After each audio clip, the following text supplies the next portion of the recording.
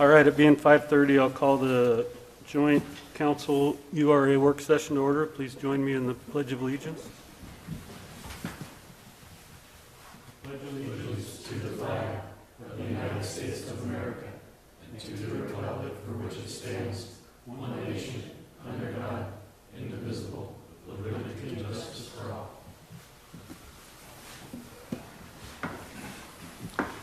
Before we start, I want to mention that Mayor Benetti and Councilors Matthews and Stevens are joining us virtually tonight. The next item on the agenda is public comment. If you have a public comment for an item that is not on the agenda, you can do so now. Hearing none, I'll move on to item number 3, review of the upcoming City Council and URA Board action items. A is discussion regarding Certified Local Government Historic Preservation Grant. Chelsea's going to take this one. Okay. All right. Good evening, Council and Mayor. So Council will recall the URA back in April accepted a 2022 Certified Local Government Grant in the amount of $15,000 and $15,713. So the purpose of this grant was to act as a pass-through grant for projects that will preserve, rehabilitate, and or restore a resource or resources listed on the National Register. Back in August, the city put out a public service announcement announcing the opportunity for the city's historic preservation grant. We solicited and accepted applications throughout the months of September and October. One application was received, and the proposed project is to rehabilitate, I can't say it right now, 102 gravestones in the Marshfield IOOF Cemetery. That property happens to be listed on the National Register, so it meets that checkbox. The city owns this property, but the project is being spearheaded by the Marshfield Pioneer Cemetery volunteers, and we do have representatives Becky and Cricket here tonight. Becky, I think, who can answer questions if needed.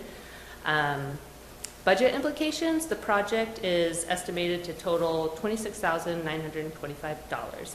The city is technically responsible for the match. In this case, the volunteers intend to contribute the entirety of that match, and so the idea is that the city is not going to be on the hook for any of those dollars. They have provided a budget supplement that shows the monies they have in hand and their plan to obtain more. Also, there's a land use implication to this project.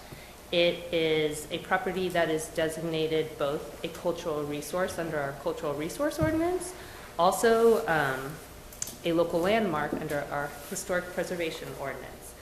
And because it's designated a local landmark, it requires a Type 3 land use review, which is a quasi-judicial process. Typically, Planning Commission would approve that. In this case, the ordinance designates council as the decision maker. So there will be a public hearing required.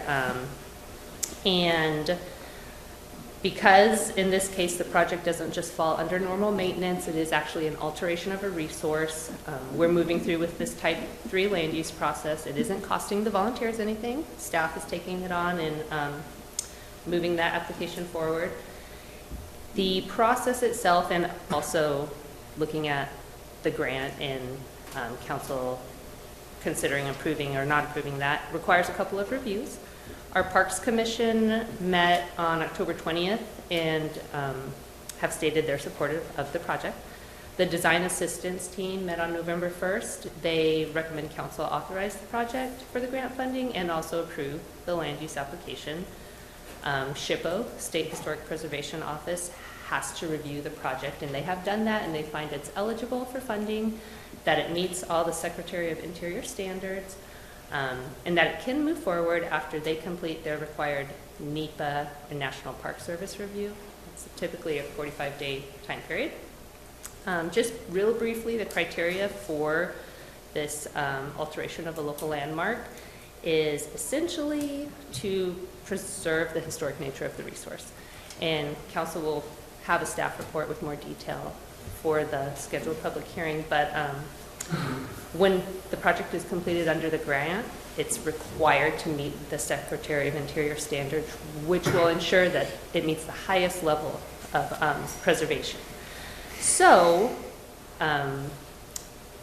December 6th, we'll be looking for council to take 2 actions. One, to, if inclined, authorize the project to be funded with the CLG grant monies, and 2, approve the associated land use application. And so if council has any questions for me, I'm happy to answer those. And as I said, we have Becky on the line who can answer more detailed questions. Any questions, council? Thank you. Cricket, I see your name on the public comment. Did you want to comment on this? No, Becky can comment on this. Okay, Becky? Master plan. Becky, would you like to make a comment? I'm happy to comment and also answer any questions, but I think Chelsea did a great job of summing things up. This is a really sort of unexpected opportunity that's come our way. There was a survey done last summer with pennies and crowdfunding to pay for the survey that really gave us a good sense of where we were on cemetery preservation, and this would tackle as Chelsea said, the 100 most damaged headstones. As we all know, a lot of student vandalism and other things over the years, but this would really help to ensure that the cemetery remains important cultural landmark and a visitable park that people in the area and outside visitors can enjoy for generations to come. We do have other grant opportunities that we would be pursuing to make up the match for this.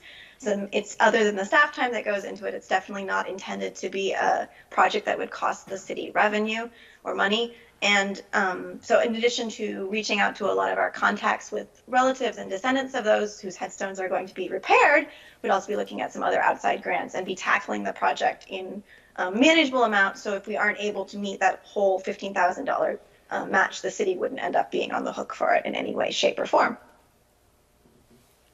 Thank you, Becky. And this is coming December 6th, is that correct? Council, did you have any more questions or comments? Looks like Sarah has her hand raised. Go ahead, Sarah. Yeah, I think this is such a great project, and I appreciate your commitment to the cemetery.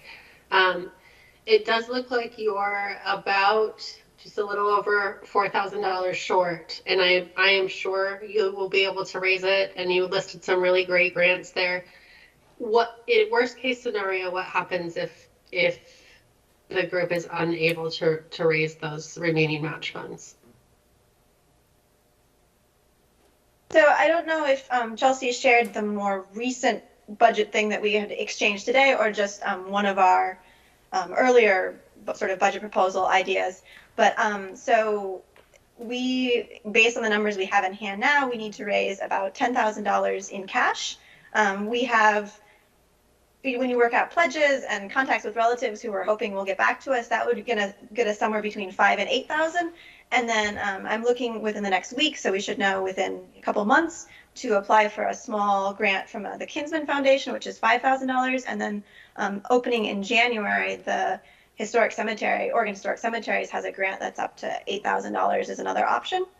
So I'm fairly confident that we can reach the required match. But as I said, it's the CLG grant is a reimbursement grant, and I would say our contractor would tackle the project in sort of $5,000 increments is how they prefer to be paid and how to manage the project. So certainly we wouldn't proceed with $30,000 worth of work, the entirety of the project, until we pretty much have the $30,000 in hand. I would also say that our initial contacts with relatives and all that the goal is to have that done sort of out by the end of the year, and then come January, February, March, we should have a much better sense of where we are and what grants we need to pursue. But it's obviously a little bit of those chicken and the egg. You can't reach out to people asking for matching money for a grant if the city council hasn't approved it yet. So it's sort of been that balancing act of starting the legwork, but not necessarily going after lots of funds in hand yet. That answer your question, Sarah? Just to follow up to that, I have every confidence with what I've seen over the years with this group that if there's a goal, they'll meet it. But it is kind of a pretty sticky timeline to get this completed, and and you're doing increments, as you explained to Counselor Stevens, but would that affect, I mean, would it affect the project at all if you had to shorten the number? As far as the grant goes, would that be in jeopardy? Does that make sense? I think it makes sense. If you're asking if our qualifications to get the CLG money would be affected if we did less work, if that's the question? Yes. We have a really great, both us as the volunteers, and I think the city of Coos Bay also has a really great advocate and ally at the state with Curry Gill, who oversees their grant program, and it would be with us 100% of the way to make sure to sort of redo the budget or sort of renegotiate as needed. But I don't see that there's any issues. Grant projects come out under budget, well, we're often over budget, but sometimes things change budget-wise.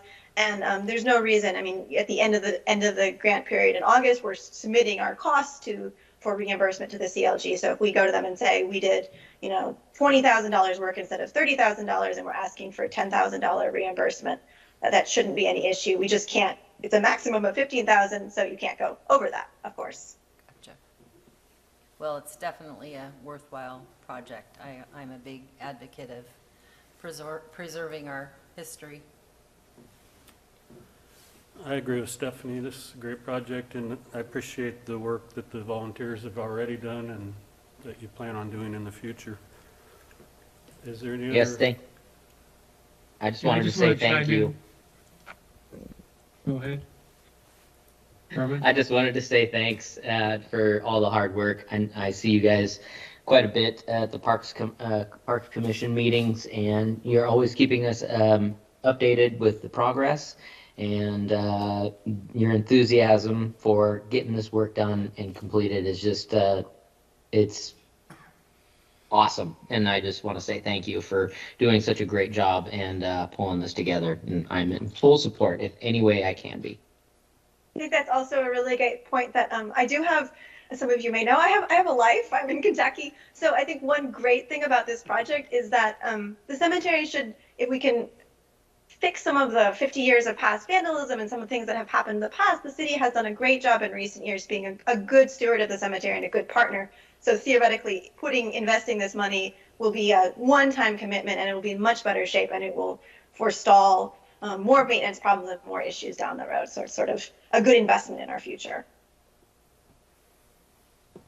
Mayor, did you have a comment?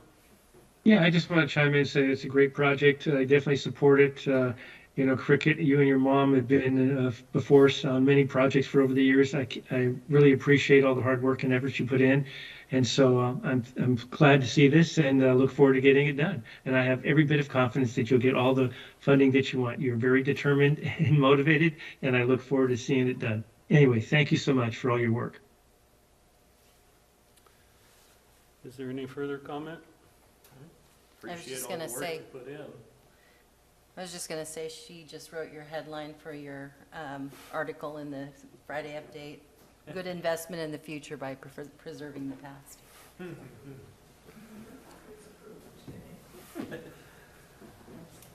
Okay, thank you again. Moving on, item B, discussion regarding chemical contract for the Water Quality Division. Hello. Hi, everyone. Chemicals, they're often commonly used in treating wastewater.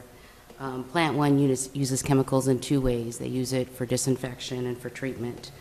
Sodium hypochlorite is commonly known as bleach. It's used for disinfection, and then sodium bisulfite is used to remove the bleach from the wastewater prior to discharging into the bay.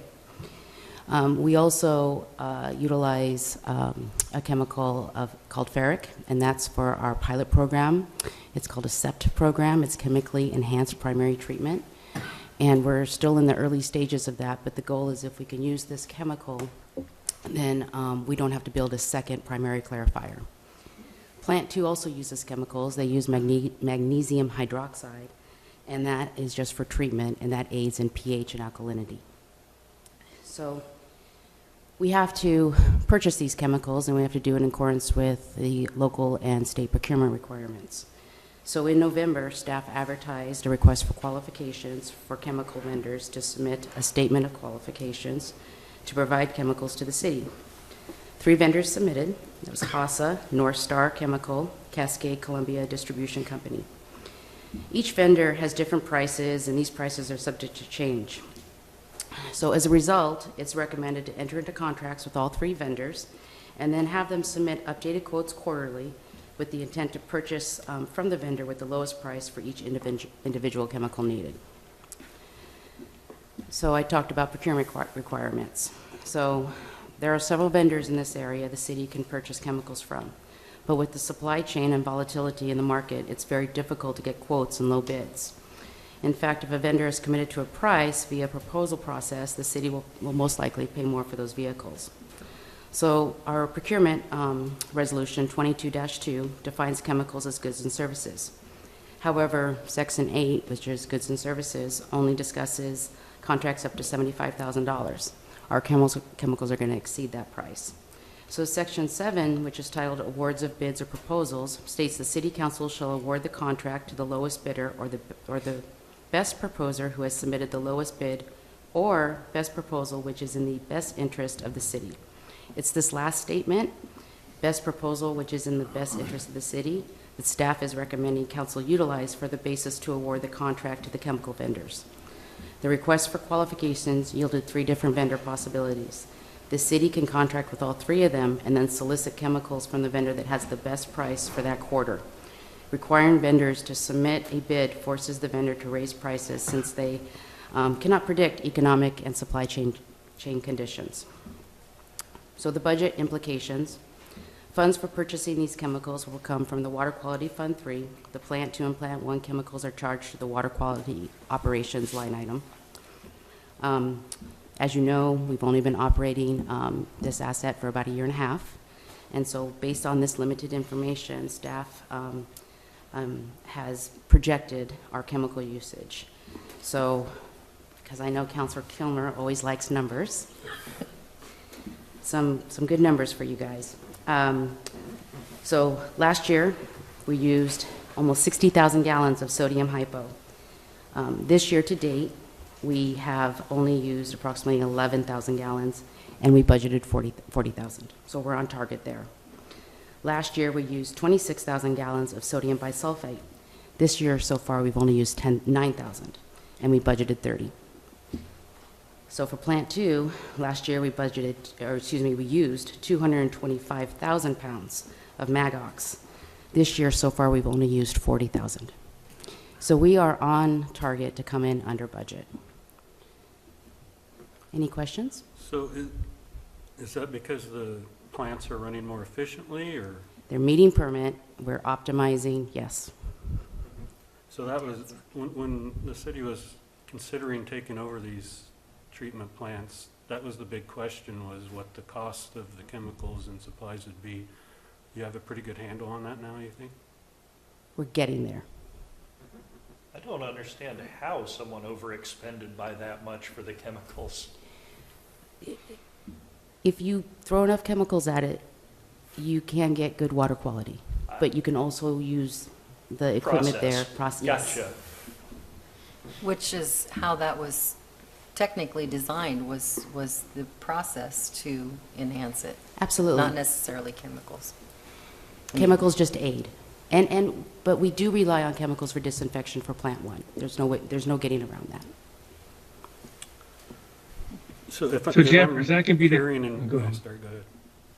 Go ahead, Mayor. So is that going to be the case for Plant 1 even when we do the upgrade? Are we going to have to continue with that kind of chemical treatment, or are we looking at something else? Excellent question. For Phase 1, we're not proposing any improvements to disinfection. So for Phase 1, yes. For Phase 2, we are going to look at maybe a hybrid option. Because of the large flows that Plant 1 can see, it doesn't make sense to design a big UV system, but we might be able to have a hybrid option. But that's down the road. Okay, thank you. So if I'm reading and hearing you correctly, the reason you're doing this is that when you need some chemicals, you can just get on the phone and call the 3 vendors with what you need and just take the lowest price at that moment? We're going to have them hold their price for 3 months. And we've talked to a couple chemical vendors, and they feel that that's reasonable, and we won't take too big of a hit for holding that price. And then that way, we can go to the lowest vendor for that quarter and have some sort of certainty that we are trying to do our due diligence by getting the best price. We've also reached out, and we are reaching out to our local cities to see if they're going to share what their experiences are with the chemical vendors as well. What happens after Jeff- that 3-month period? We have them resubmit a quote sheet. Okay. Okay. That's what I was going to ask. Good question. Thanks. Well, I appreciate that we're using less chemicals. In my mind, I'd like to use no chemicals, but I don't think that's possible under the scenario that you've given us, Jennifer. But I'd definitely like to see it declined as it has. And so kudos to our operation, and hopefully it continues. Okay, thank you. Thank you, Jennifer. I agree with the mayor. Sounds like you guys are doing a great job. Is there any other comments? Hearing none, I'll move on to item C, consideration of revision to business license fees.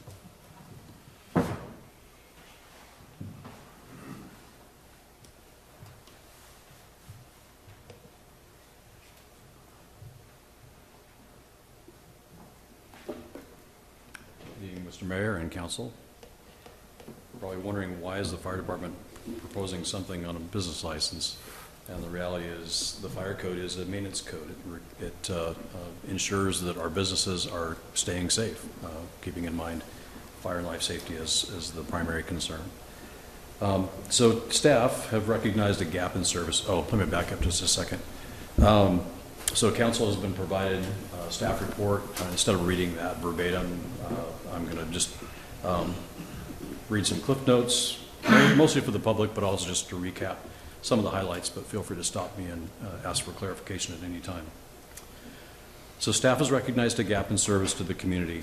Businesses and commercial spaces are not being regularly inspected, and the fire code is not being upheld. In the interest in public safety and the protection of local commerce, staff is recommending the implementation of a commercial fire inspection program. This would require the hiring of a fire inspector. Funding for this new position could come from a number of sources, but restructuring the business license fee schedule or the addition of a fire inspection fee or a combination thereof is what staff is recommending. So looking at the business license fee, we did a comparison study of business license fees, mostly focusing up and down the Oregon coast. Those cities that were compared included Astoria, Brookings, Cannon Beach, Florence, Gold Beach, Newport, North Bend, Reedsport, and then some that are not along the coast, being Roseburg, Pendleton, and St. Helens. They were chosen because they're like-sized communities, but also they're incorporated cities, and so they have a business license fee schedule. This schedule, or this study, showed us that the fees that Coos Bay charges are far below every other community in the study. There's a couple different ways that these municipalities charge fire inspection or charge business license fees. Some of them, well, roughly half, charge on a sliding scale, similar to Coos Bay, where they base it on the number of employees that the business has, and the other half use a fixed rate for their business license fees. Staff actually prefers a fixed rate model because it's easier to impose and it's fair to all business owners, as the staff time that it takes to review and process license applications is generally the same regardless of the size of business. In comparison, the city of North Bend, our closest comparable, uses a fixed rate. So that should be in your schedule, or in your table A or table 1 in your council notes.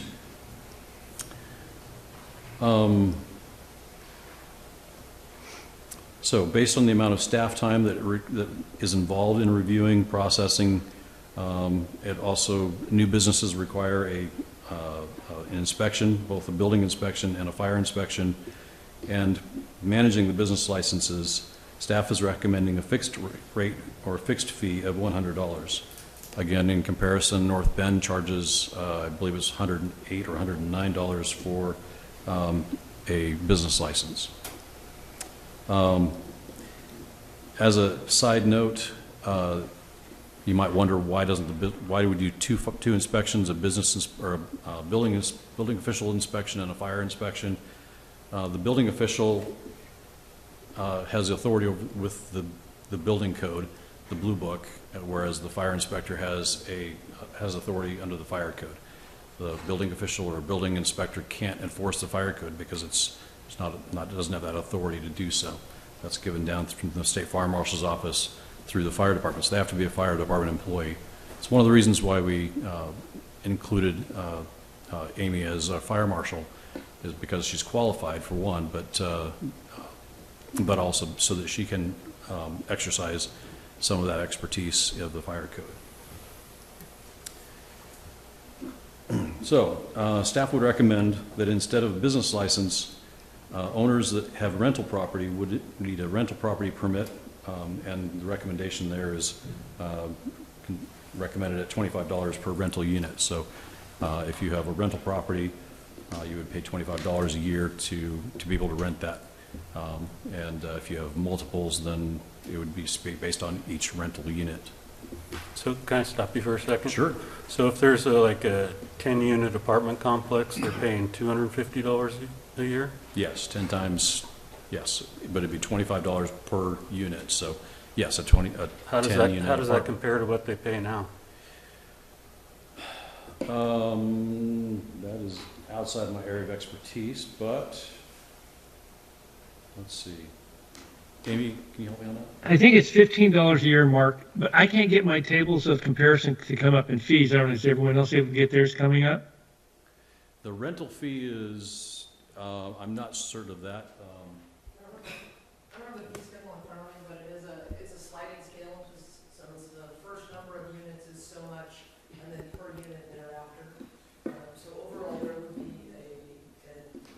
for owners that have a large number of rentals, they would see an increase, but for our average amount of rentals that just have a handful, it's a very small increase overall in what they would be on the rental unit side. Right. So to answer that more accurately, I mean, that was very good, but the actual numbers are $15.75 per year for 1 to 5 units. If you have 6 to 12 units, it's $15.75 plus $2.63 for each unit in excess of 5, and then over 12 units is $36.75 plus $1.58 for each unit in excess of 12 units.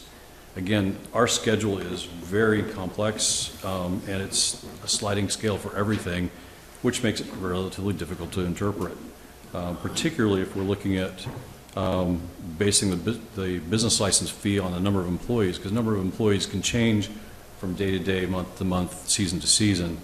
That's why staff is in favor of a fixed rate over a sliding scale. So go ahead, Joe. So my question to you, Mark, is will this fee cover enough for us to do this? I guess my question being is, if we implement this, I would imagine as a citizen or business owner or rental, I want to make sure I get inspected. Will you be able to inspect every entity once a year or twice a year as you're proposing with this fee? Not entirely. So that's a relatively complex question. So adjusting the business license fee as recommended, we're anticipating about $100,000 revenue, additional revenue. Of course, we can't utilize what's already being utilized for staff, but any new revenue would go towards that fire inspector position. That would not be enough to cover the cost of a fire inspector. That's why we're also proposing a fire inspection fee that would guarantee those inspections on a regular basis. Some businesses require inspections more frequently than others. Some would get an inspection every 3rd year. Some would get an inspection every other year. Some would get an annual inspection. And that's actually the next part of my presentation. So thank you for that lead in. So it's a pretty significant increase on rental units then. On rental units? Yeah, based on the sliding scale you have right now versus we're going to a flat rate of 25 per Correct. unit. From the 1675, yeah, up to 25 per unit, yes. And that's That's the starting point. That's what we were recommending. It may be that when we pursue this more, that may be too high. It may be too low, but my guess is that we're somewhere fairly close. So that's what we're starting up with.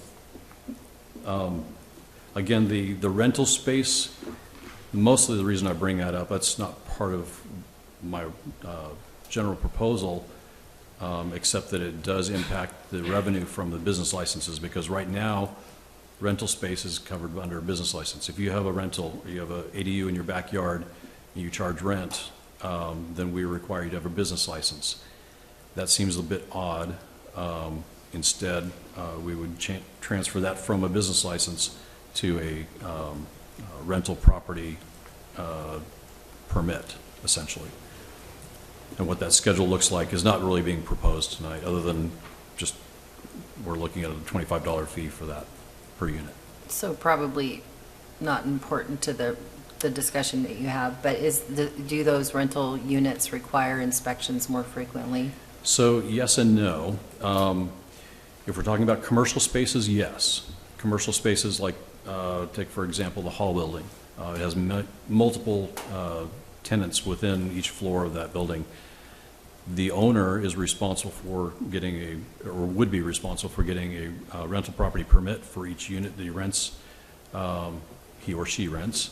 And what that inspection would require, or what they would get in return, is an inspection of those common areas. Make sure that the fire protection systems are working, and they're the person that would be held responsible, not the tenant. It would be the property owner that would be responsible for making sure that those things are maintained.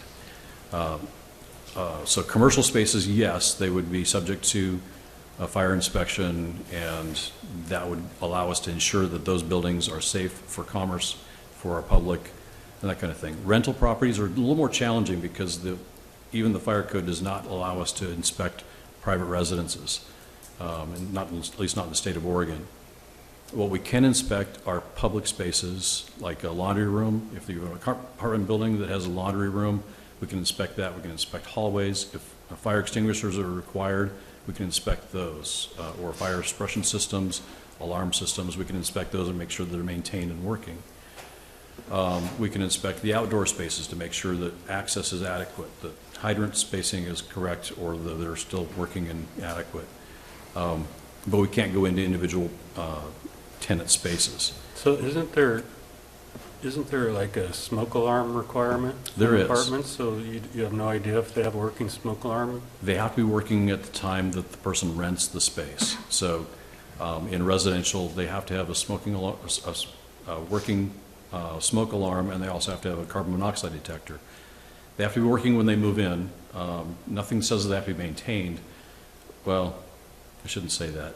Amy could probably fill us in a little bit better on that. But in general, that's not necessarily the property owner's responsibility to maintain it. It's the tenant's responsibility to make sure that it's tested and working regularly.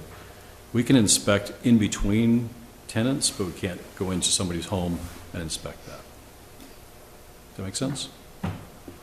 Yeah, but Mark, there's going to be a lot, you're not going to go into, if there's I mean, you're not going to go into a facility that's in between renters, are you? Not likely, unless we're invited. Right. Now, hotels and motels are a little bit different because we do, Sure. We can inspect those because they're vacant fairly often, and so we can do spot inspections of those. And also, there are rentals that don't have any common places or common, areas. And so there won't be any rental, there won't be any inspection in those rentals, but they'll be paying the fee. They wouldn't be paying an inspection fee. They'd be paying a rental property permit.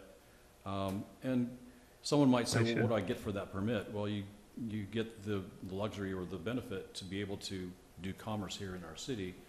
We have a responsibility to make sure that those things are documented, that they are being maintained correctly. And so they do get something for that. And that's my argument, is that you're purchasing the right to do commerce within our city. So if I may add in, there's another component yet to be unveiled to you, there are a fair amount of rentals within the city, and staff spends a fair amount of time dealing with complaints about rentals. Currently, we don't have a code to deal with those complaints or to assist those renters. So that is something that's going to be forthcoming for your consideration on some code that gives staff the ability to assist renters when they're living in less than livable conditions. So that's going to help fund that increased work through our code enforcement officer. Yeah, I was concerned more about the fire inspection fee on these other areas that didn't have common areas that Mark was referencing. So that's where my concern was. So, but he answered that, and so did you. The other thing, Mark, what I know when I was in business, this was some years ago, but the firemen used to come by and inspect my facility, I think twice a year. So that went away because of we didn't have the availability and firemen available to do it, or the cost, or what was the reasoning for it? And now we're going to reinstitute that. Again, difficult to answer, but I'll do my best. Pre-COVID, the fire department was doing company inspections. So we would go out and do inspections of businesses, probably 200 to 300 a year. We stopped doing that primarily because of COVID, but also because most of our staff have turned over enough that we're not trained to do that, and we're having a difficult time getting the training to be able to do that and be consistent with it. But for the most part, those inspections were more for our familiarity. We could point out some discrepancies, or if there were a fire extinguisher that was out of date, or noticeable fire life safety issues, we would point them out. We would also give them the business owner a list of a checklist, basically, that we've gone down and ensure that those common things are up to date, or things that need to be corrected. But for the most part, that was a courtesy inspection of sorts, a little bit different than an official fire inspection. So you kind of lump them together. I actually envision that if we were to institute a fire inspection program, that the fire department would go back to doing fire inspections and assisting this fire marshal, or assisting the fire inspector with doing some of those inspections. Not all of them by any means, because our workload is, call volume is exceeded to the point where we can't do 2 fire inspections a day in addition to everything else that's expected to be done. So I do anticipate that the fire department will be getting back into doing fire inspections, but again, they'll need training to do that, and then they'll be working under the guidance of the fire marshal, which will be making sure that those things are being done consistently. I hope so, because I think it was a good practice. In fact, there's sometimes that, for instance, myself as an owner didn't realize some things that needed some attention that needed it. And so I thought it was a great practice. I mean, just an example, you're not supposed to have an extension cord more than 6 feet. And my employees they need something, grab an extension cord and run something. So we were able to take care of that. And so I hope it comes back. I would agree. I think that sometimes we just need another set of eyes. Even if we do a safety inspection of City Hall, oftentimes we find issues that we just day-to-day ignore or take for granted, but a fresh set of eyes really is helpful. So, yeah, that's a large reason why I stated in the staff report that a lot of businesses, or most of the businesses, have unresolved issues that aren't being addressed.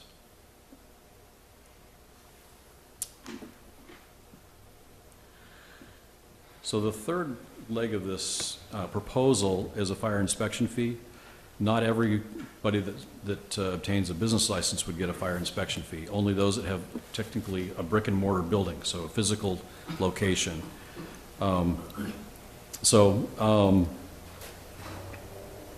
Staff is proposing that the frequency of inspections be based on the hazard classification. So if you look at Table 2, there's different types of businesses. Every business is separated out into classifications. So there's assemblies, there's businesses, there's educational facilities, and on down the list. In fact, I should probably read those for those people who don't have the table in front of them.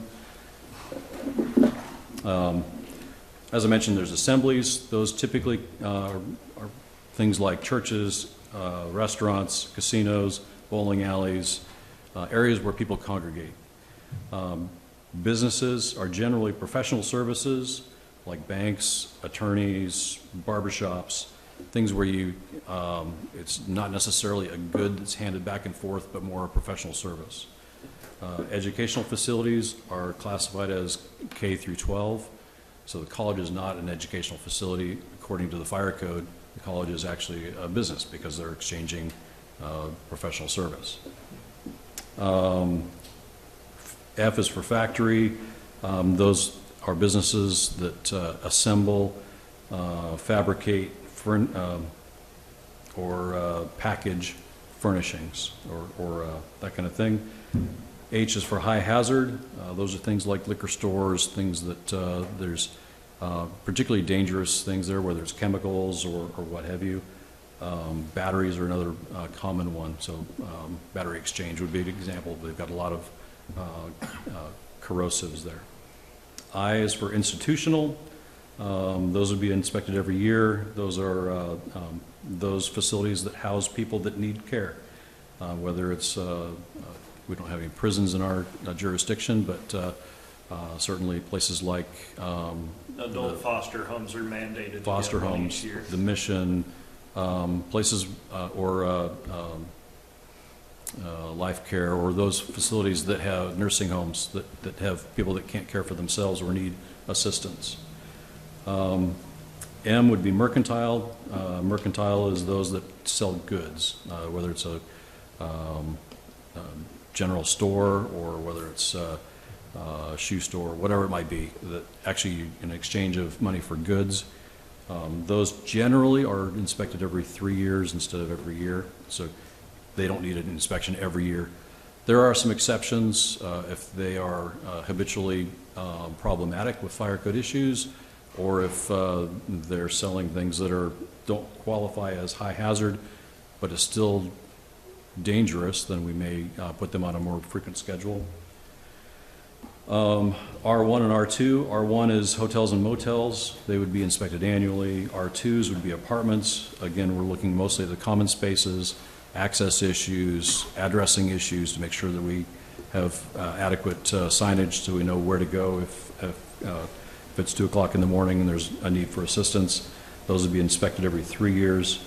The last one is storage facilities, which would be every 2 years. Storage facilities fairly self-explanatory that it's generally not selling out of there but storing materials. So those are different types of occupancies. So based on the hazard or the risk or their hazard class, we would set a schedule that you're inspected either every year, every other year, or every 3rd year.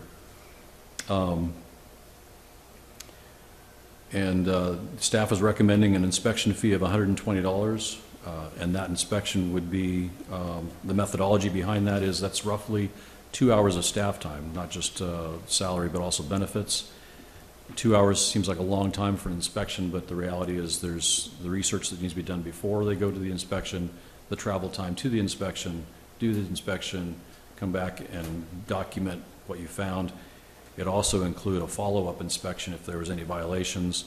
So a follow-up inspection would be at no extra cost. There's no charge for necessarily for or fines for violations. Some jurisdictions will tack on fines for multiple violations, and it encourages inspectors to look for fines or create fines or create violations where there really aren't any.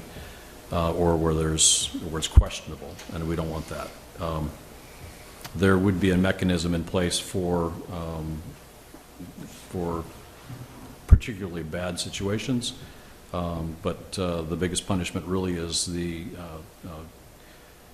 there are some different mechanisms in place legally, and also the ability to deny them a business license. Let's see. Mark, Yes. if you had a violation and you went back for the second inspection to see if they fixed it, and they haven't fixed it, If are they they've going to get not made a- charged for a third time to come? If they'd not made a good faith effort, we could potentially charge another inspection fee, yes. We haven't hashed out all the details. We're really looking for council to give us some direction as far as, are we on the right path? Is this something you want us to continue to pursue, or are you wanting us to pump the brakes and say, no, we really don't want to add more to our constituents at this time? So it's, the whole point behind this really is to get more guidance, and we can flesh out some of those details. But what I would envision is the second reinspection or reinspection to ensure that it's been corrected can be done with no extra charge. But if they've done nothing, or if they've not made a good faith effort, then it seems reasonable to say, okay, well, now we're going to charge you a third inspection fee or a second inspection fee for that second follow-up. Council President, if I may, I know that we talked about that we had done courtesy inspections on a limited scale in the past, and while those have ceased, partly because of turnover and the need for additional training, and probably more importantly because the call load has gone up dramatically, but our staffing level has not. In addition, majority of the fire inspections really fell on the responsibility of the Deputy State Fire Marshal, which we have not had one in our area since 2018. So the reality is our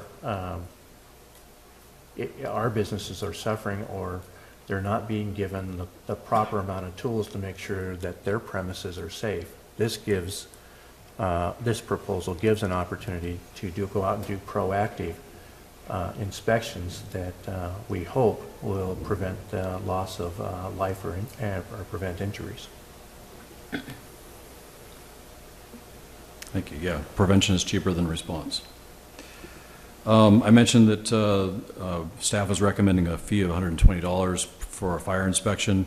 In comparison, again, using our neighbors to the north, North Bend has a fee of $114 for the same fire inspection. So it's not terribly difficult. We could match what they're doing.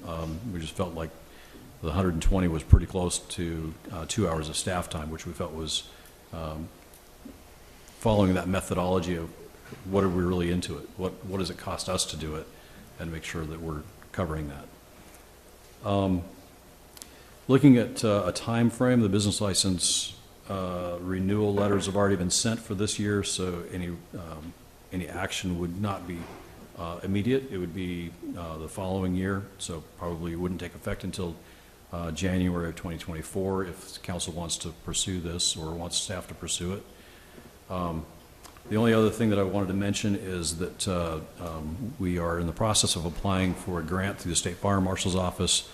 It's a staffing grant that includes a fire prevention officer. That fire prevention person would be our fire inspector. So the state, if we were to secure this grant, would pay for 90% of their salary and benefits for the first year, 75% of their salary and benefits for the second year, 50% for the third year, and then we would be responsible for that.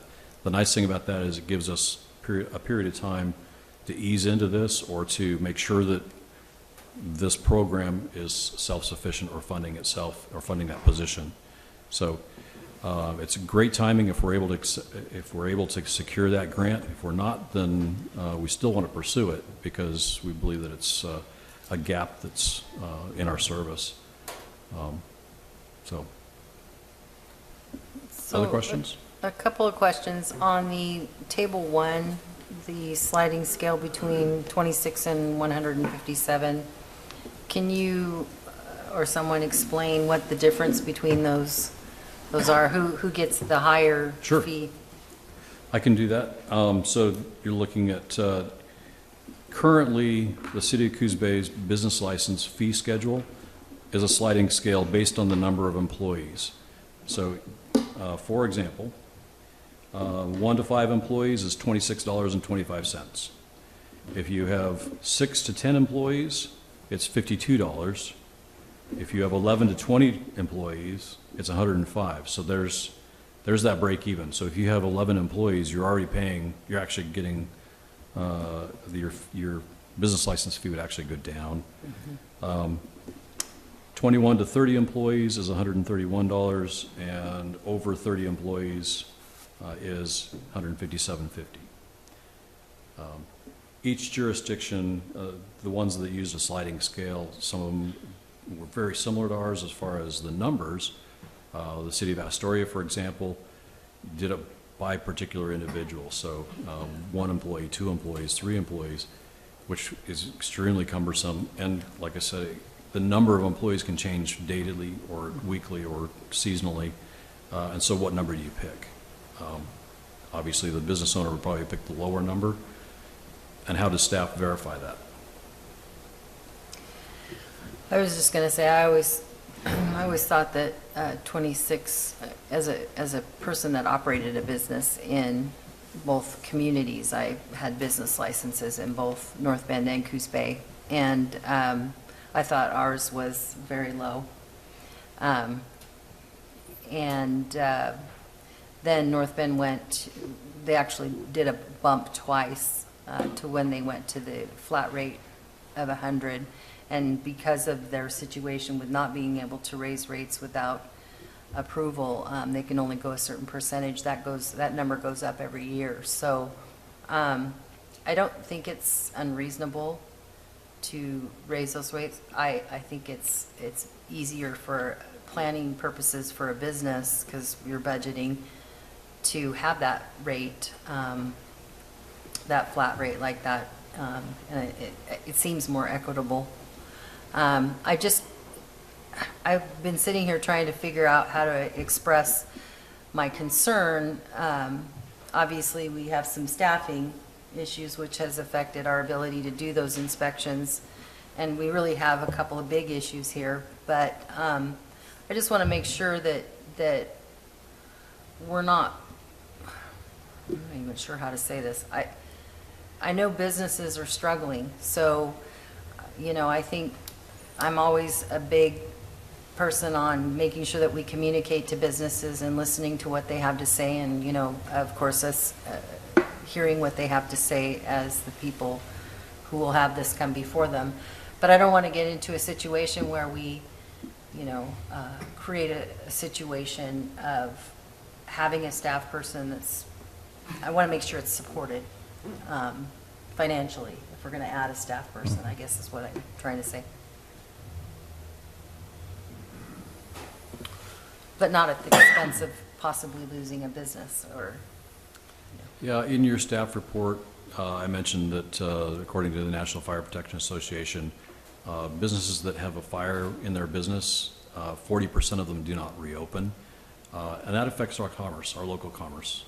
And we kind of alluded earlier that prevention is cheaper than response. So, yeah, it's a little uncomfortable paying a fire inspection fee. Again, it's not terribly out of line with what other jurisdictions are doing. But the reality is it's a missing element of what we're providing our service, or we're providing our community. Yeah, I am sympathetic to local businesses that may be getting an increase. Some of that can be passed along to their customers, myself or others, but the reality is I think they're actually getting something for that, something tangible, someone coming to actually And regular yes, visits. to ensure that their business is a safe place to do commerce. One other thing that I forgot to mention was the rationale for a 3-year inspection on an apartment as opposed to a hotel motel. You had mentioned earlier that sometimes, the extension cord gets put out there and something gets plugged into it, a heater or something, which is not really something you should do. Mm-hmm. But you don't think about that, and it seems like that would be more common in a residential setting? Yeah, as opposed might to a take hotel. a little more abuse, though. Yeah. Right, but those people are occupying and Yeah. they're short term. Again, with the R2, or I'm sorry, yeah, R2s, the apartment complex type situation, the reality is we can't inspect the inside apartments. And so we're only inspecting the common areas, whether it's a hallway or whether it's the outside areas, or shared laundry room, those kinds of things, or shared facilities. And so it's a limited amount that we're looking at. If we were actually in, well, we probably don't want to look inside some people's residences, but that would change things No, I significantly. understand that. I think 3 years is a long time to go to where people are occupying. Again, we could probably adjust that if there's, well, we could adjust it at any point, but particularly if there's habitual violations, then certainly we might want to move that up on a more frequent or more regular schedule. Thank you. That's all I have. So I agree that we need this inspection, Mark, and everyone else. I think it's important, but I think we also need to keep in mind that at one time there was no cost for this for a business, and now we're implementing one. So we're always passing costs on to businesses, and I have a soft spot in my heart's always to take care of the businesses. I think it's necessary that we have it, and I understand the fee, but I just think that we need to be conscious that we don't put too much of a burden on the businesses.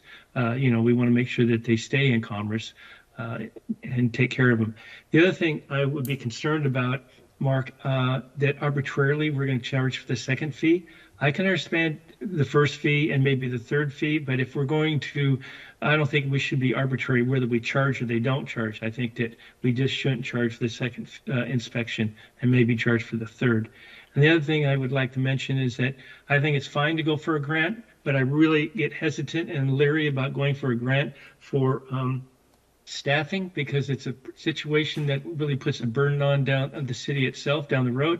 We don't have budgeted for that, and there's all kinds of costs associated with that. So getting a grant, even if it was long term, could be a problem. So I hope this becomes self-sufficient. I hate that this be a practice that we do for other staffing. Okay.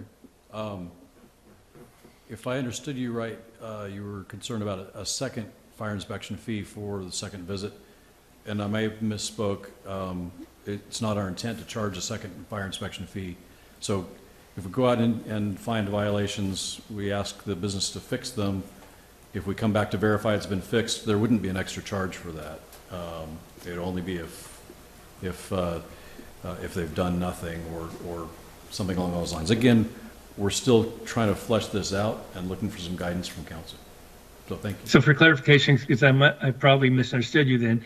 So if you come back the second time and they've made no effort to do any corrections, then you would charge them for the third inspection back, but you're not going to charge them for the second one that you showed up at. Is that correct? That seems reasonable to me, and just because it's my idea doesn't mean it's a great idea. My thought, though, is that if they've made no effort, then and we have to come back a third time, at some point they're wasting our time, and they should be subject to an extra fine or fee for that. Yeah, the second inspection, just to verify that they've corrected the things. If they've made a good faith effort or in the process, then that seems reasonable that we can work with the local businesses. Sure. So the third time won't be charged unless they've made no effort, but the second one they're not. So that makes sense to me. Thank you. Okay. Carmen, you have your hand up? Yeah, I just wanted to chime in. As a business owner, I've always thought that our business license fees were actually quite low. And I'm on the higher end of all for both my businesses, and I still think that it's a extremely reasonable price, if not actually shockingly low, especially for the staff time required to process all of these things. And then as it results as it pertains to the fire safety inspection fee, I think that it's actually really, really important as public servants that we all are. Public safety is a huge priority, and this is how we ensure that the safety of the public is number one. We have to do these inspections, and we have to make sure that our codes are being enforced. And if we're not doing that, then what is the real point of even having the codes in the first place? I mean, yeah, you have to do it once when you open, but who checks to make sure that you're making sure your fire extinguishers are up to date and you're you're being inspected on a regular basis. This is, to me, it's really important. And from a business owner standpoint, I see a $120 fee on a whatever schedule you are in terms of frequency seems totally reasonable. But that's just my opinion, and I am aware that not all businesses are thriving at the moment, and $100 for a business license fee might be a bit much, or $120 every 2 to 3 years might be a bit much, but I think it's fairly approachable. And I would like to hear what other business owners have to say about it.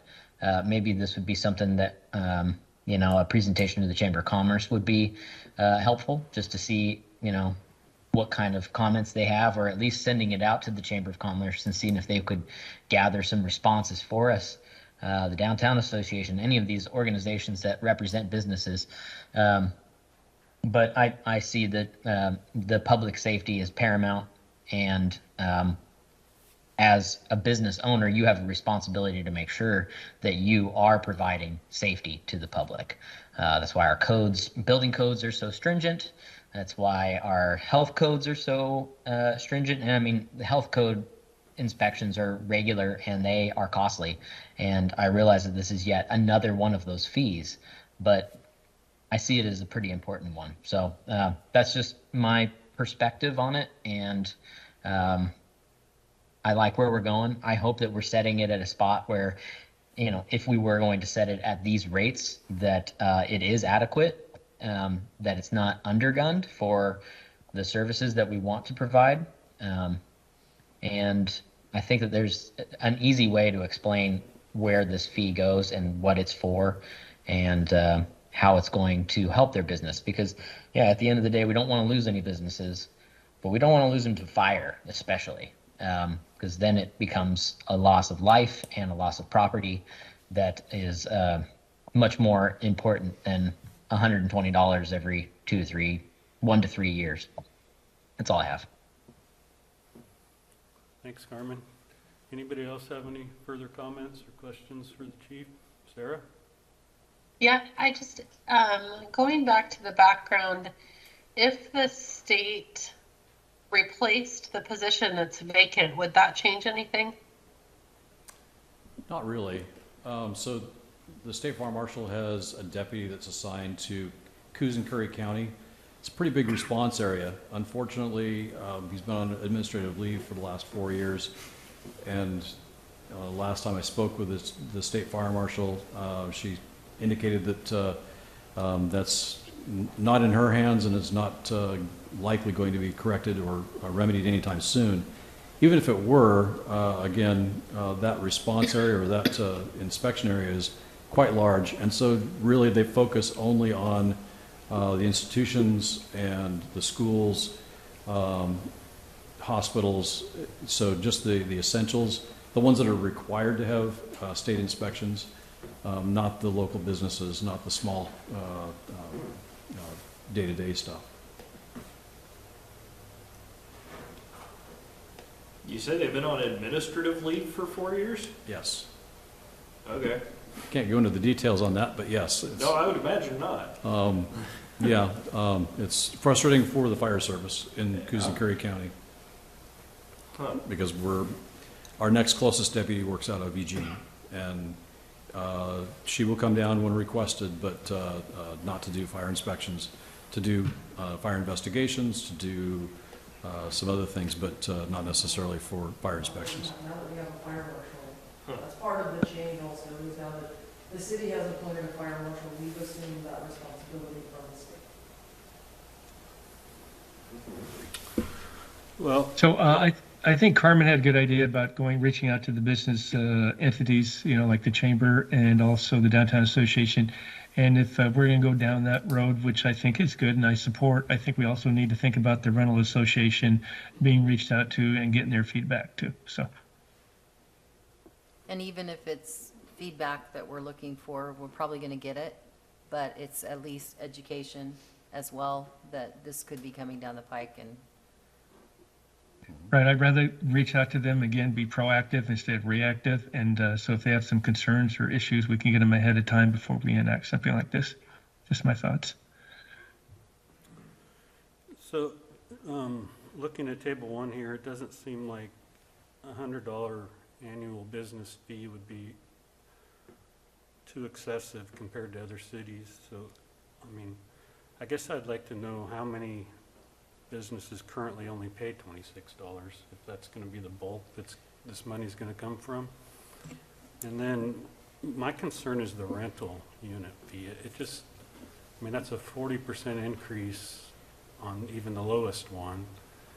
And, you know, my opinion is rental costs are already too high, and I don't want to give tenant or landlords a reason to increase rent. So I guess I'd like to look at that further and see what kind of impact that is.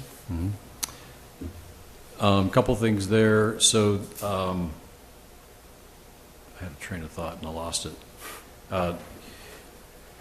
As far as the rental fees go, they're locked to some degree. The state prohibits them from raising rates or raising rent to a large degree.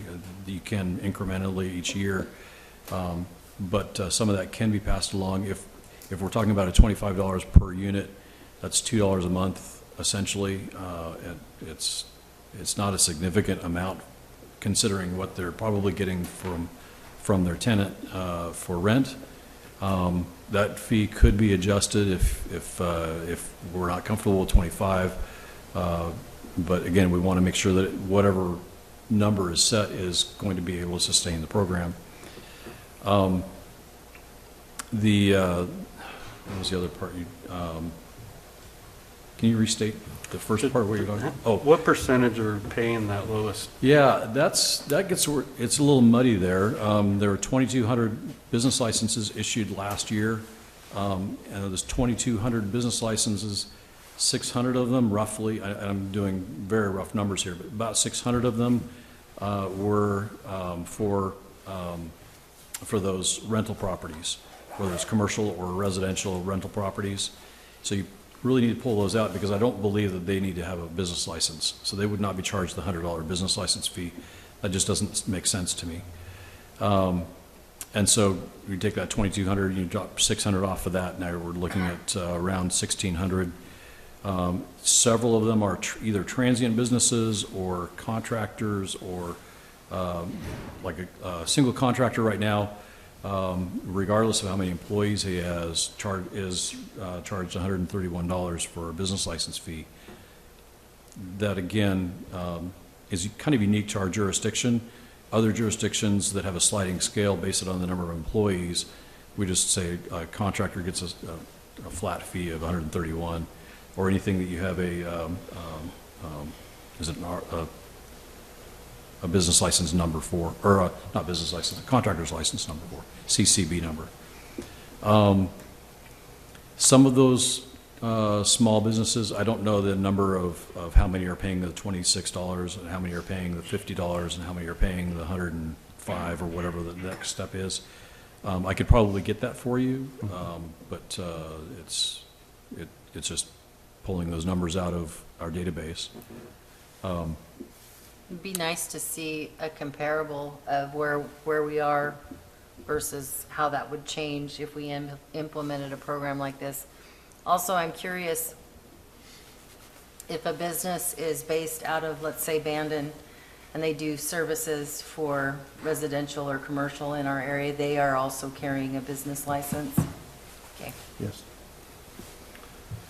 They obviously would not get a fire inspection fee. Right. Well, lastly, for me anyway,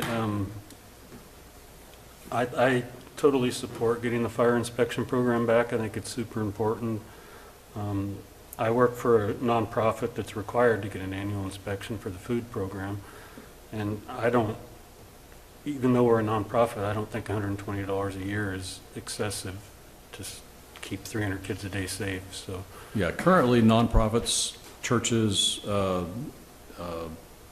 and other civic groups, nonprofits, don't pay a business license fee, and we aren't encouraging or not suggesting that they would start paying a business license fee. But we do have to, if we do inspect their business or inspect their building, for example, the Boys and Girls Club, it's going to cost us the same amount of staff time to do that versus a for-profit business. So therefore, the fire inspection fee would apply for that. So you're right, that would be an inspection fee, which is an additional burden to nonprofits that aren't paying anything now. And also on the fire inspection for the apartments, since you're kind of limited on what you can inspect, I would hope that maybe you could use that visit as a time to educate the tenants, like maybe leave flyers behind or something on how to get a new smoke alarm if you need it, or Perhaps, yeah. Not to plug 5 extension cords into each other. Yeah, yeah. That's one of the nice things about a fire inspection program is it's always an educational piece. That's one of the biggest points is to work with the business to make their place safe for themselves, for their employees, for their customers, and for the community. So it's whether it's a business or whether it's an apartment complex, education is the main goal. Thanks, Chief. Did anybody have any further comments? Did we answer your questions or give you any direction of any kind, or? Nobody said stop doing what you're doing, so we're going to continue to flesh this out and see what it might look like, and you'll see it again, work session in the future. Thank you, Chief. All right. Thank you.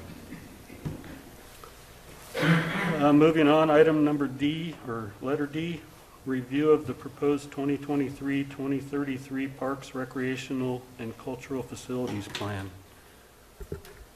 Thank you and good evening. Carolyn will be doing this remotely. Good evening, councilors. I'd like to direct you to the PowerPoint presentation that I think someone there is going to run for me. All of this is in the staff report that you received, but we've put it in a number of slides so the community can take a look as well if they like. Your work session here today is following on the heels of the Parks Commission public hearing last Thursday night. And the draft that you have in front of you of the plan includes their recommendation, with the exception of Appendix C, which is the more detailed piece that will be forthcoming back to them in December regarding funding sources, specific grants, that kind of thing. So that being said, I'd like to dive right into it, into slide 2. The purpose of your workshop this evening is to review and comment on the plan. I just mentioned this information.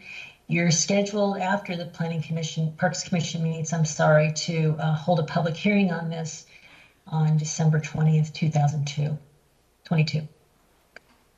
The plan, beginning on slide 3, includes, as a start, a preface that you previously authorized. There's an acknowledgement section. There's also a table of contents, and chapter 1 talks about the plan purpose and all the public participation efforts to date. Appendix A provides more detail. I think if you've had a chance to look through that, and I think you've seen it before, there are a lot of comments from the public, and I won't go into that too much, but there's quite a bit there. Moving on to slide 4 is the plan context in pages 7 to 24. This section identifies facility locations, key resources that the public have identified that they believe are important, and a brief discussion about the requirements for consistency with the state comprehensive and outdoor recreation plan for future funding. Also in this chapter is identification and descriptions of all the city park, recreation, and cultural facilities and their anticipated needs. And what I mean by anticipated needs is there was an assessment of what the needs are in each of those park and cultural facilities. They're owned by the city, and they're included in the plan, not in alpha order, but in order of kind of an A through G or H or however many improvements there may be. So if and when funding comes up, there's no context that says you have to do one thing before the other. It's just hard to say. Greg was very helpful in putting that together. On to slide 5. This is something that I wanted to share with you. This came up as a question from the commission, and but they did include the language as it is. So this is what they're recommending, this particular statement. But they had questions as to whether or not the council, what your thoughts were on this. So if you could talk about this a little bit after I finish this slide, that would be helpful. And I think maybe Roger or Jim might jump in as well. The statement after figure 5, which is identifying all the parks in the city on a map, it says individual park, recreation, and cultural facility improvement priorities are noted in 2.4.1. That's the section where all the facilities are listed. But it notes that they're listed in the order of public priority identified in the public surveys that I talked about a minute ago in Appendix A. And then it says, it goes on to say that the needed improvements noted include but are not limited to those identified in 2.4.1. I think the key piece that I'm asking you to take a look at and comment on is that statement about facilities listed in the order of public priority. And if you could have a brief discussion on that, I think that would be helpful. The questions posed by the commission were, should the community survey priority be noted in this statement? And do you wish to specify priorities by parks? So I guess that would be my questions to you on their behalf. Did you want us to tackle that right now, or did you want to? Well, we can do it later if you like. You could also do it now if you like. Whatever you would like to do. Knowing how we sometimes go off the rails here, we should probably take care of it now before you continue on. So that sounds great. Council, how do you feel about including the community survey on page 12 of the plan? Anybody have any comments? Well, we can include it, but I'm not sure that I personally would support everything that's in that, if that makes sense. Like, for instance, the museums, and Carolyn brought this up, they are owned by us, but they're operated independently by boards.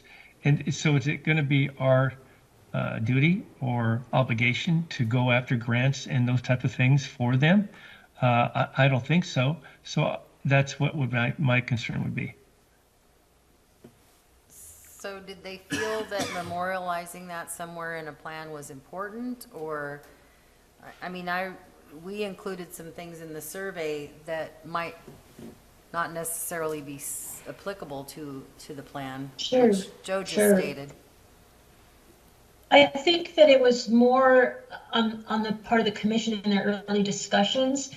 When they went back through the surveys, when they were all tallied through SurveyMonkey, it was very clear what the order of rank as far as the community was concerned as to which parks were valuable to them.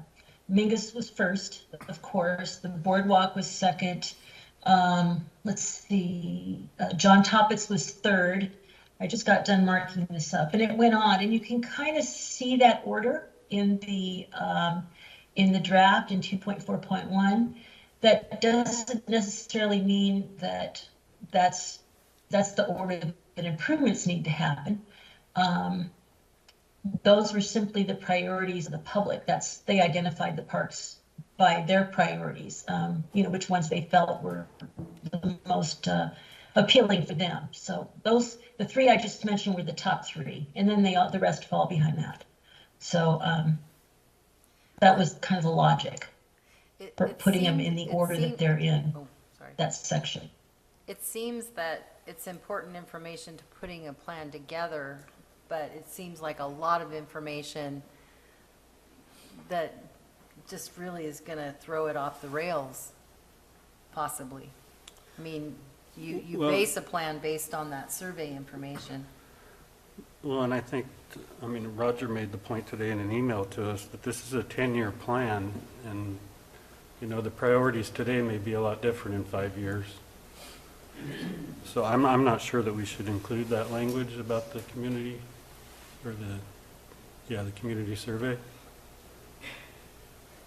You could take that out, definitely, and just simply have a statement saying, here, the parks and the facilities are noted in this section, and the improvements are noted in,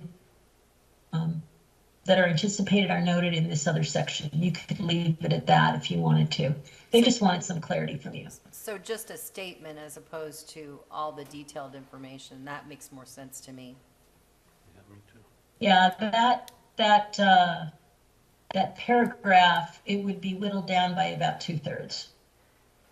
So it would just take out all that discussion about this Appendix A and the priorities and all that. It would just say you're going to see the parks listed in 2.4.1, and then it would also say you'll see the improvements that are anticipated in 2.4.1A. It would just be a directional statement without any value or policy attached to it. I think that's better. Yeah, that makes more Okay. sense to me. And it's already explained that we've done a survey prior in the preface and Uh-huh. all of that information, so. Okay. Well, good. I have good direction there. Thank you very much.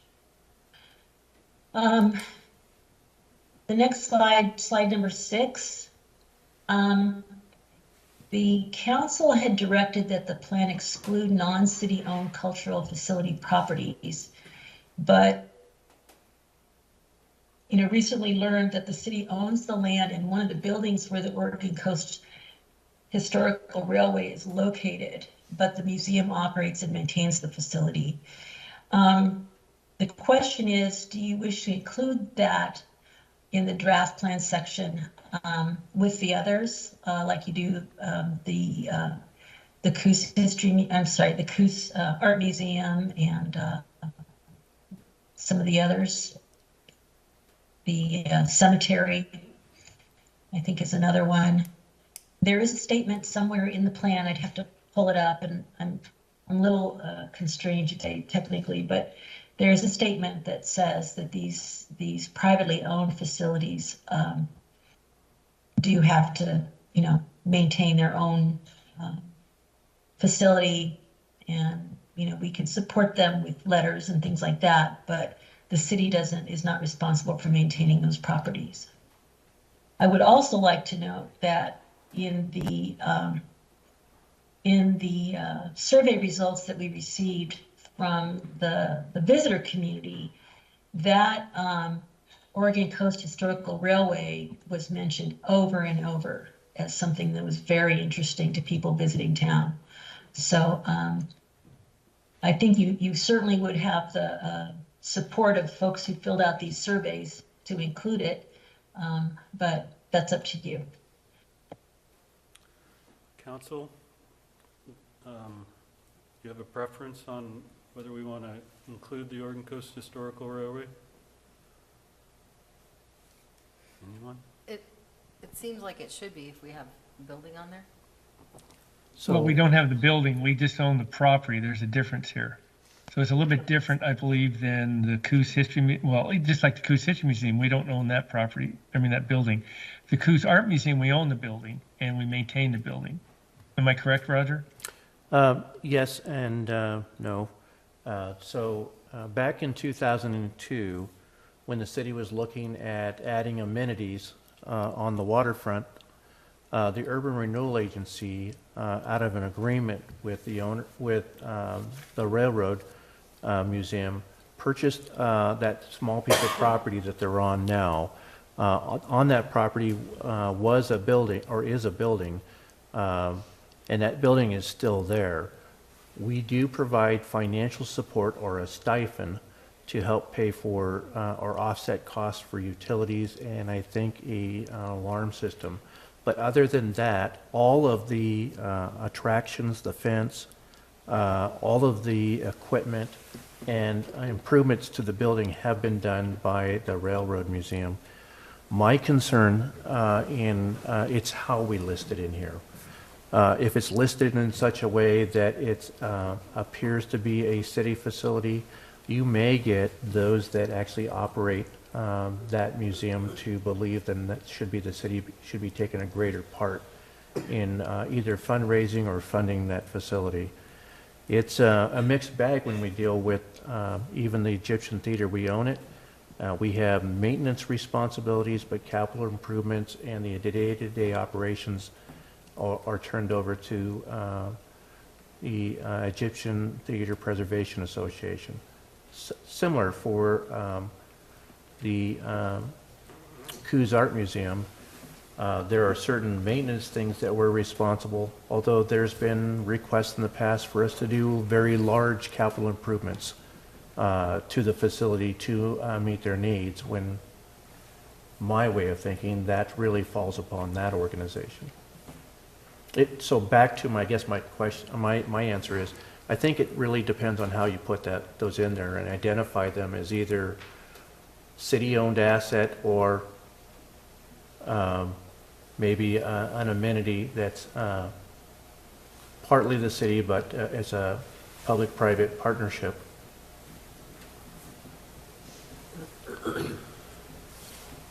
Council, did you have any comment on that? I was curious on the survey. You mentioned it showed a lot of interest in the Railroad Museum. Where were those surveys distributed? They were located at the Visitor Center, the Coos History Museum, and the Coos Art Museum. The three executive directors facilitated that. And yeah, that's where they came from. Did some of those get distributed as well at some of the festivals? Or was it strictly? No.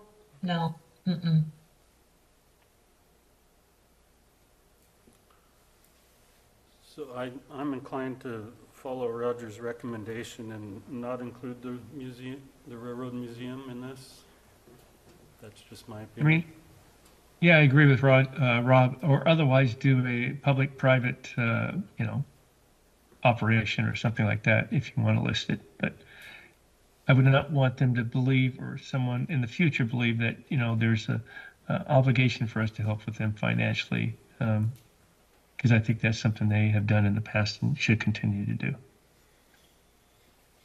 May I offer one piece of information that you could wrap into your discussion? The lead into 2.4.1, where it begins to list like the museum, the museum, and it says multiple cultural facility buildings owned by the city are maintained, managed, and operated by private non-for-profit groups. Subject to agreements with the city, these facilities are utilized for resident and visitor enjoyment. So maybe that term city-owned, the owned part might be a little bit,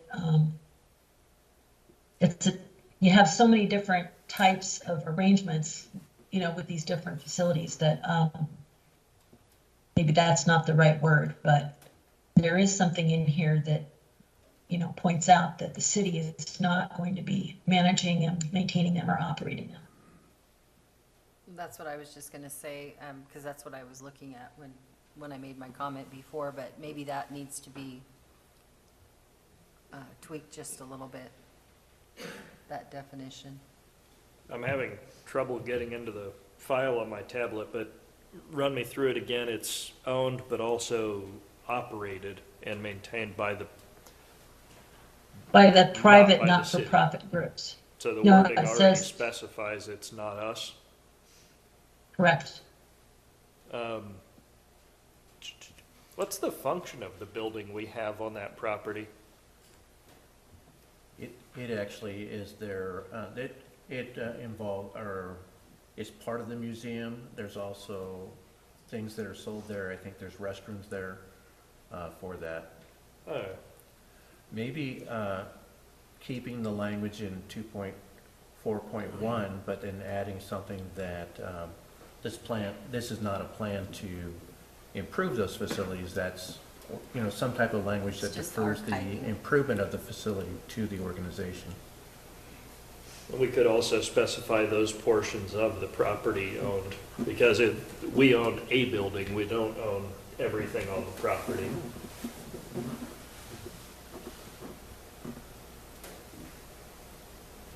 I'm fine either way, but I think to protect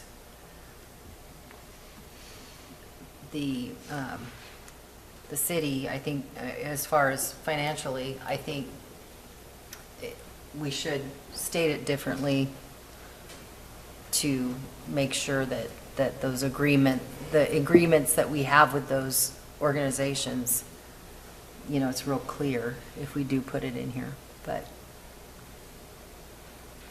So it's a small building. Would the count, I'm sorry, I can't see you, so I don't mean to interrupt you.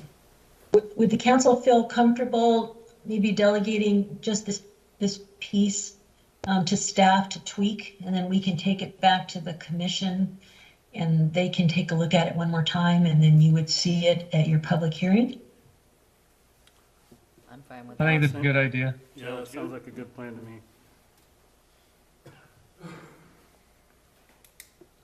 Okay. Thank you. Did we answer all your Moving on. questions? I think that was it for that particular issue.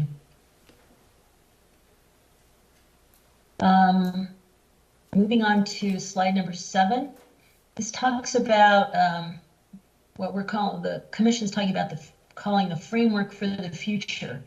And the most, this is really the meat and potatoes they felt of this plan. I mean, that was definitely my impression, that this lays out 4 key goals that the city would have regarding these facilities, and then multiple objectives on how to implement those goals. That's one part of Chapter 3. The second major part of Chapter 3 is going over a description of the types of funding options that are out there for improvements to these types of facilities. It's not making any recommendations, it's just saying these are some different funding options that are available. Appendix C is something that you got a very rough draft of today. I wish that had been a little tidier on that, but when you see it next time, it will be in full bloom and it will have had review by the Parks Commission. So if it's okay with the council, I was thinking that we might go through each one of the goals and objectives. It goes down through about 15 more slides. If there's a preferred way to look at these, maybe one by one, and then signing off or providing comment, that might be more efficient, but I'll defer to you on how you'd like to handle that. Council, do you have a preference? I think you should just go through and complete your presentation, and then we can discuss. Okay. Sounds good.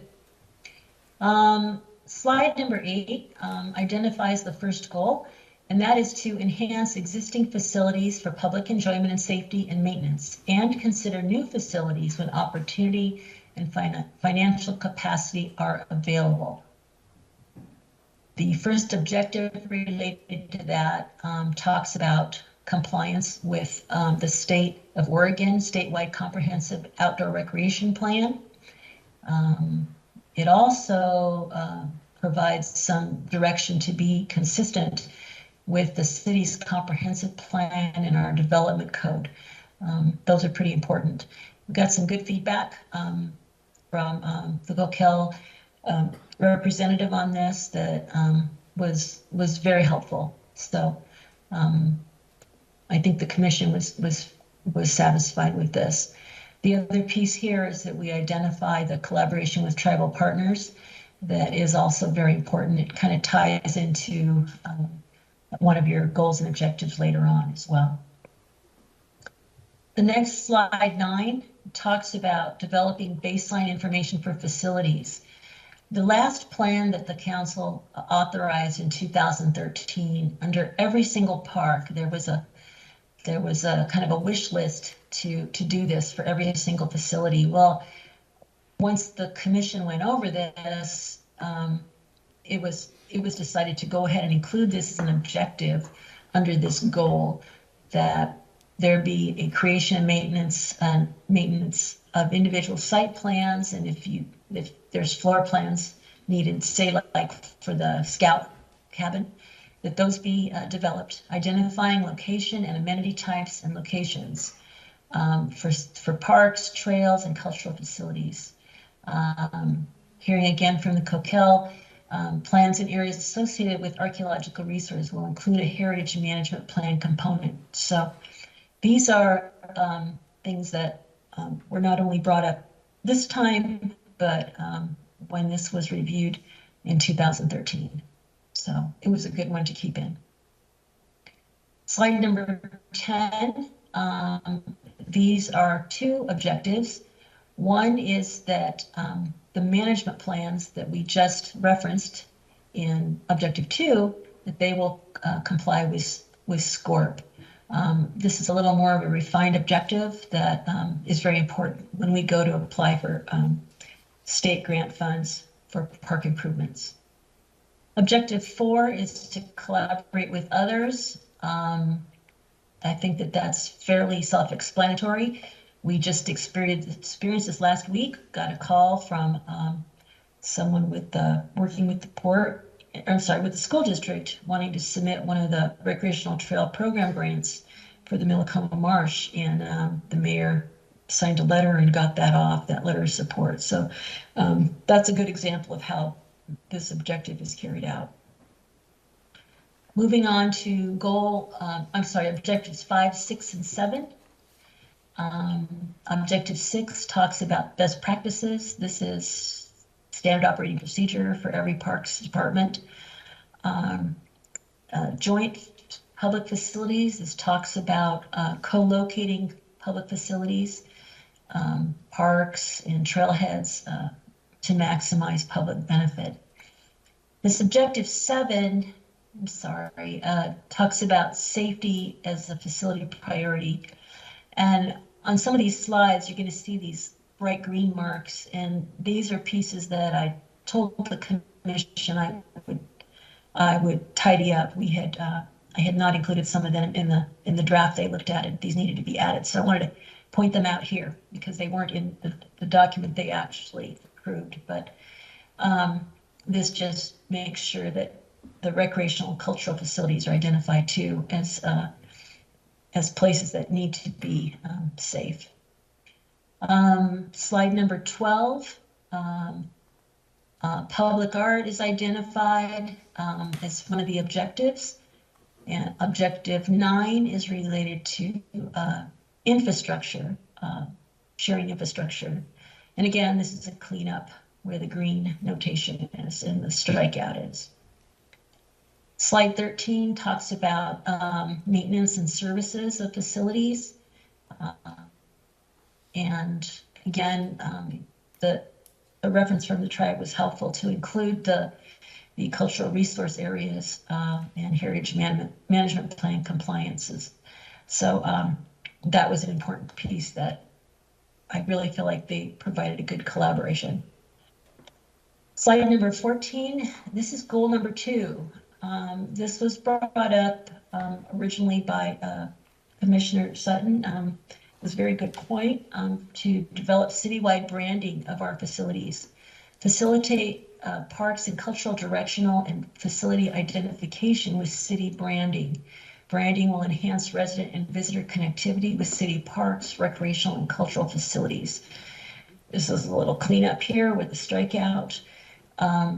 This is a very common policy in many cities that you have commonality between directional signage and things like that for your parks, your trails, your creek walks, anything like that. So this is also a very, what's the word, expected feature for a lot of the granting agencies, that the city will have this. So something for down the road.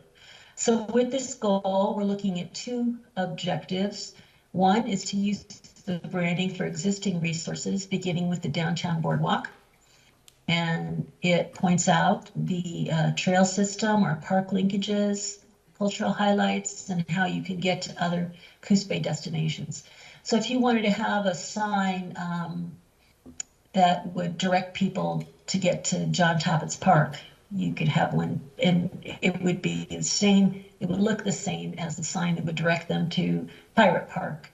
It could be different than the city logo. Sometimes branding includes city logos, but oftentimes they're much more distinguishable when you have your own brand. The second objective here is to expand the branding for new resources, and same kind of language. But so bottom line is use the branding for what you have and expand the branding when you expand your facilities as they come along. I think this applies most directly to the boardwalk and the future overlooks on Front Street and the Coos Bay History Museum boardwalk. These are all fairly new. So that's what we have for goal 2 objectives. On slide number 17, I'm sorry, goal 3, slide number 16. This is kind of where the rubber meets the road. To pursue sustainable funding sources. Seek out the wide variety of funding resources identified in the plan and elsewhere. That's kind of what makes things happen, is to find the money. So with that, we can go right into the objectives on slide 17. Some cleanup. We want to maximize historical cultural resources and grant opportunities. Kind of took out that highlighted seek to change that to support grant resources for cultural facilities, so that when we get notification from folks like the school district or the Marshville Pioneer Cemetery, one of their board members, they say, hey, could we get a letter of support? Could we get a reference from the city on this? This objective supports that type of request. The second objective is to partner with others for funding. And this could be things like grant writing, support letters, public presentations. On a larger scale, work with folks to do an adopt a park or a trail group or a friends of group for ongoing fundraising efforts. So it's a nice way to collaborate with the community and really have a partnership with the folks that are going to support these parks and use them. Slide number 18 talks about goal 4, building and enhancing relationships for the implementation. The first objective is to identify and engage partners, and it walks through the partnership opportunities that you can consider. These certainly aren't limited to that, but these are very good examples of who you have partnered with in the past. Slide 19 talks about working with others to promote events.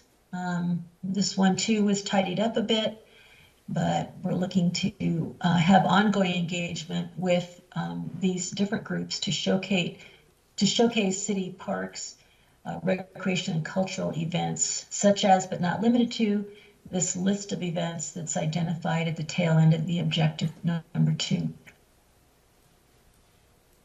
Slide number 20 is share information. This calls for the city to make sure that we're always keeping folks apprised of what's going on through our newsletter, our website. We want to make folks aware of park, recreational, and cultural facility improvements and events with identification of funding and resources. So if you have an adopt a swing set group out there, you're going to give them some airtime on your, you would give them some airtime on your newsletter or on the city website, letting folks know what was happening and keeping people apprised. The next slide, 22, we're almost done. Talks about funding options and examples of those options.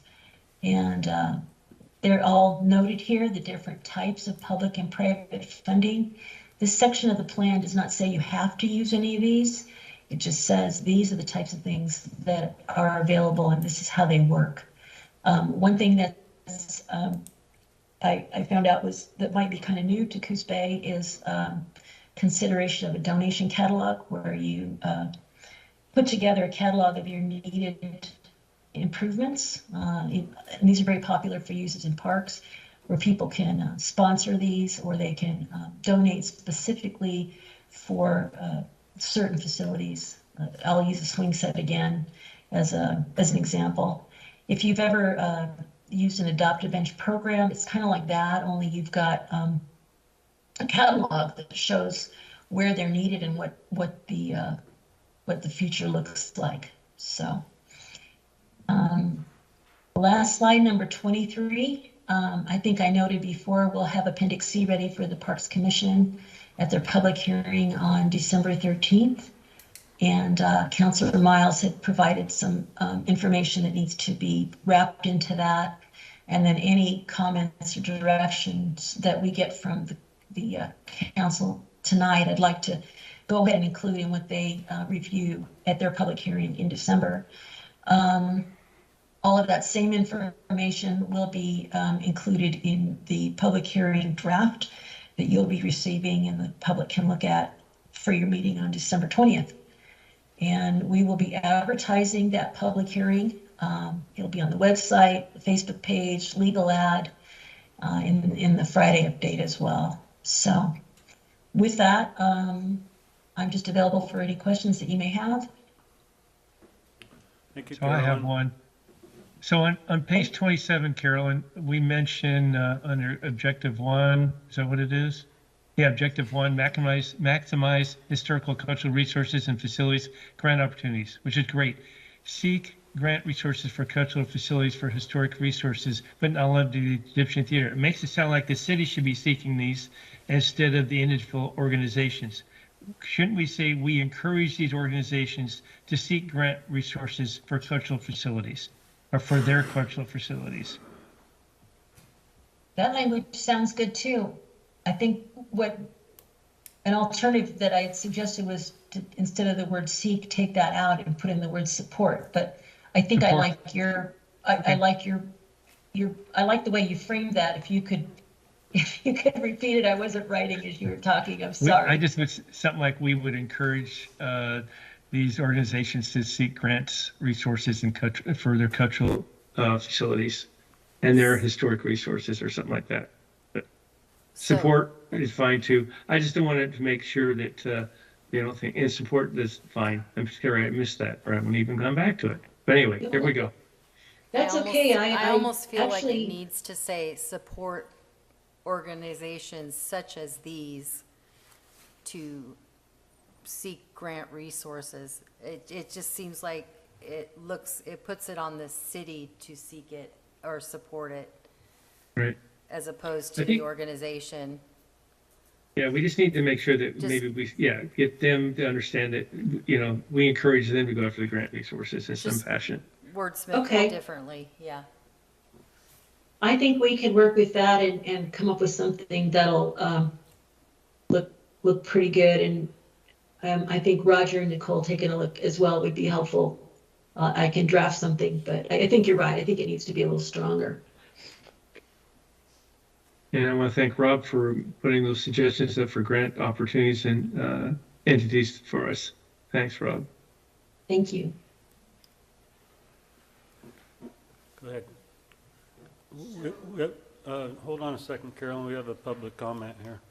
So first of all, Carolyn's done a great job pulling all this together from many different things, not exactly what she planned to do, and she's done a great job. And I'd also like to commend Coco Sutton for being hands-on, really working on this, and other people like James Barron.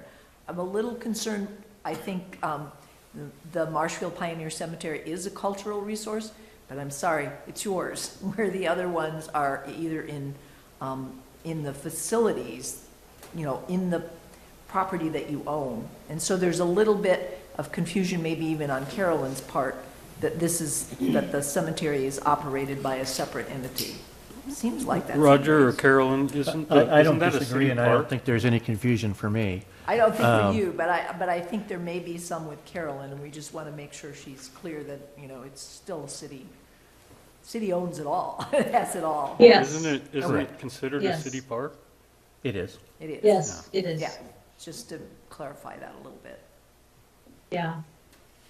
And We and- have that, and it might be helpful if there be some notation, I think that's in, listed as number 8. Well, somewhere in here, we have a notation that your board also, I mean, you go after grants for that, for the cemetery. So I think there's a collaboration there, but the way that it's written in this objective 1, we probably better look at that too, because I think you're right. It's a park. It's not, it doesn't really fall under cultural facility.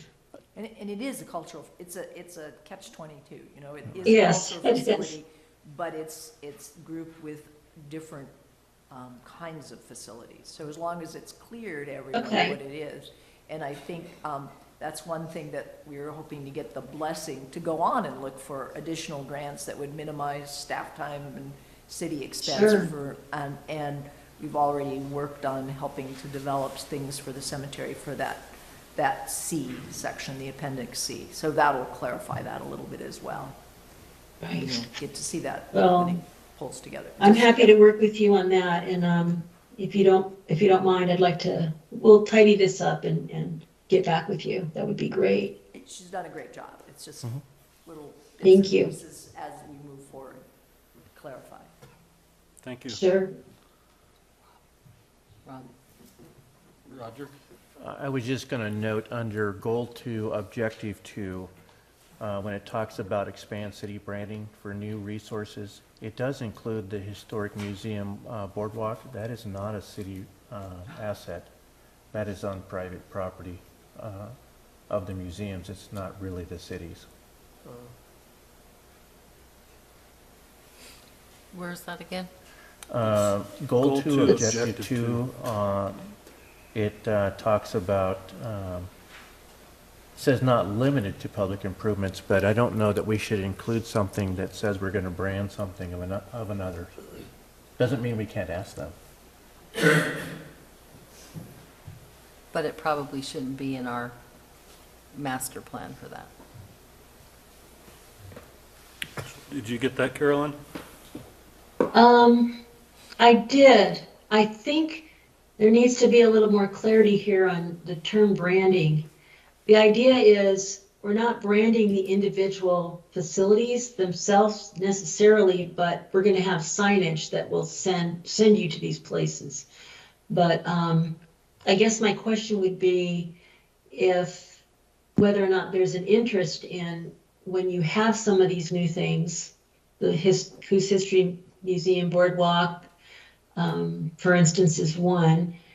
If you're okay with having it on a sign on the street that, you know, go this way to see the extension of the boardwalk in front of the museum. It's a little tricky, because I understand you don't own them, but. I guess for me then, the description is not clear. 'Cause Yeah, so, it says something different to me. yeah, Okay. it looks, the way it's written now, it looks like we're gonna be branding the city on their property. And it could be just the location on the page too, because it says historical museum, and then you get to boardwalk. So the boardwalk near the history museum. Well, we can work on that as well. Both of those objective 1 and 2 to provide clarity. Is there any other comments, council?